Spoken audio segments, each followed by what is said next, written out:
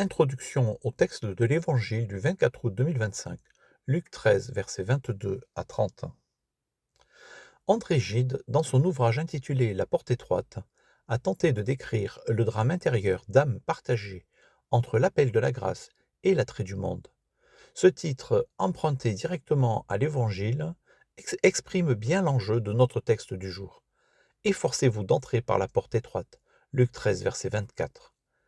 L'écrivain illustre à sa manière ce combat spirituel que Jésus place au centre de son enseignement. Entrer dans le royaume de Dieu n'est pas une affaire de foule ni de convenance sociale, mais de choix radical, personnel et souvent coûteux. Ce même thème résonne dans l'ensemble des lectures de ce 21e dimanche du temps ordinaire. Ésaïe 66, versets 18 à 21 annonce l'universalité du salut.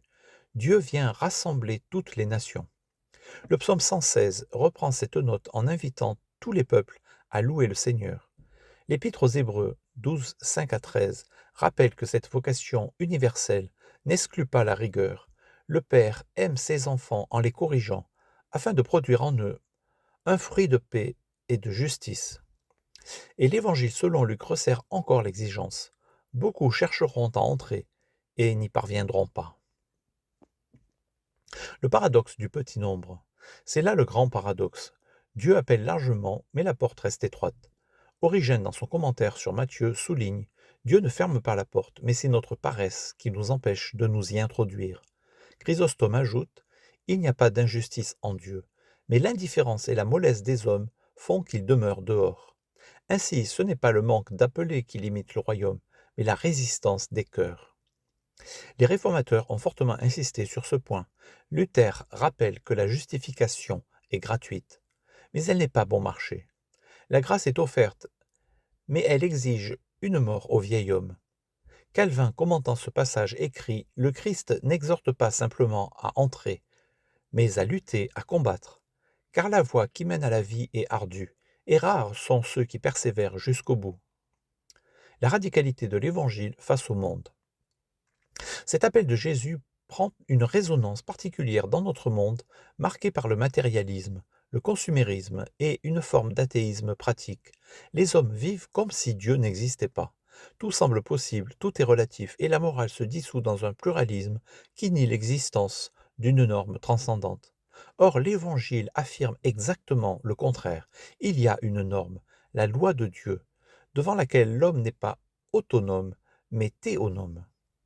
Autonomie veut dire je suis ma propre loi. Mais la Bible enseigne que l'homme n'est jamais sa propre loi. Il est toujours sous une loi, soit celle de Dieu qui conduit à la vie, soit celle du péché qui conduit à la mort. Romains 6, verset 16. La véritable liberté ne consiste pas à inventer ses propres règles, mais à vivre dans l'ordre voulu par le Créateur. Comme le poisson n'est libre que dans l'eau, son élément vital, ainsi l'homme n'est véritablement libre que dans l'obéissance à Dieu. Placé en dehors de la loi divine, il meurt, même s'il croit respirer l'air libre, l'air de la liberté. La porte étroite dans le contexte contemporain. La porte étroite, c'est donc refuser les compromis du relativisme moral, des lobbies éthiques qui redéfinissent sans cesse ce qui est bien, au mal ou mal, au gré des idéologies dominantes.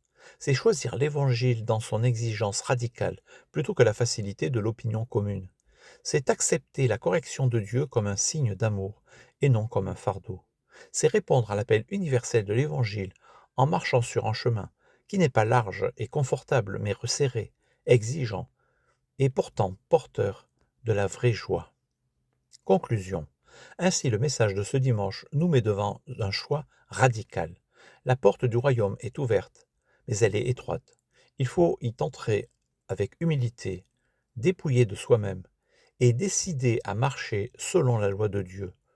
Les pères l'ont rappelé, Dieu attire, mais l'homme doit consentir. Les réformateurs l'ont martelé, la grâce est gratuite, mais elle n'est pas sans coût.